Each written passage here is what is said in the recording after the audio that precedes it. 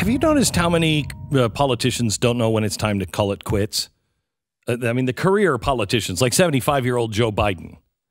Guys like Joe cannot let it go. He is only surpassed by, I think, pro athletes and Hillary Clinton as to, knowing when it's time to walk away.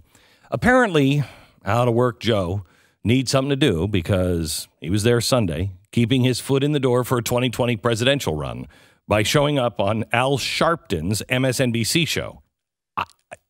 I didn't know he even had one still, but apparently he does. And Joe Biden knew about it, or at least one of his advisors or somebody knew about it, had heard rumor that Al Sharpton had a show, and so he showed up. Biden's 8-year paid vacation as Obama's vice president apparently wasn't enough of a victory lap for this former senator from Delaware. He needs one more go-around. And I guess the prospect of a schoolyard rumble with President Trump is just too good to pass up. Part of me would like to see it. Part of me is two junkyard dogs going at it. There's part of me that says, yeah, let them fight. But old habits die hard for career politicians.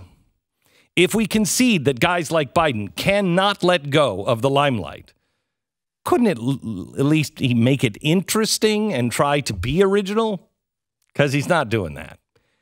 He hasn't even officially announced his candidacy yet, but on Sharpton's show, he pulled out the same old tired party lines about Republicans trying to keep working class people and back black people down. They don't want any black people voting for them. Listen to this.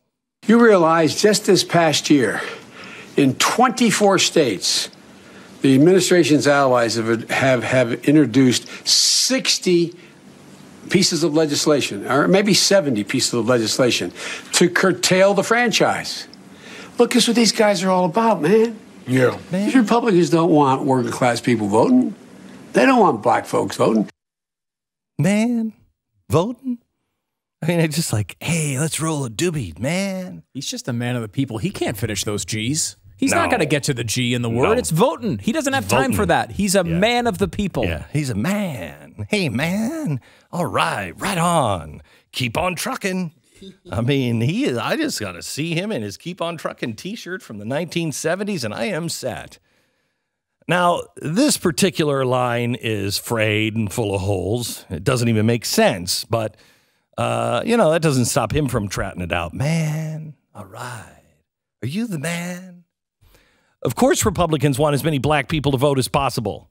They just want them to vote for Republicans. Funny how the same strategy applies regardless of race, isn't it? Can you vote? Yeah.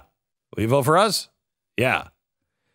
If Joe Biden really wants to keep score over which party has fought more for fundamental rights of black Americans, he's not really going to like the historical evidence all that much. But then again, it's on the Al Sharpton show. So evidence and truth doesn't matter. This is a guy who had to drop out of the race in 1988. He was running for president. He was caught plagiarizing speeches. Too many career politicians like Joe Biden. Too many of them just can't walk away. And it's amazing to me. The two biggest one, Hillary Clinton and Joe Biden, the truth plays no role in their life. They're living in a complete made-up world where the truth only matters when it's convenient.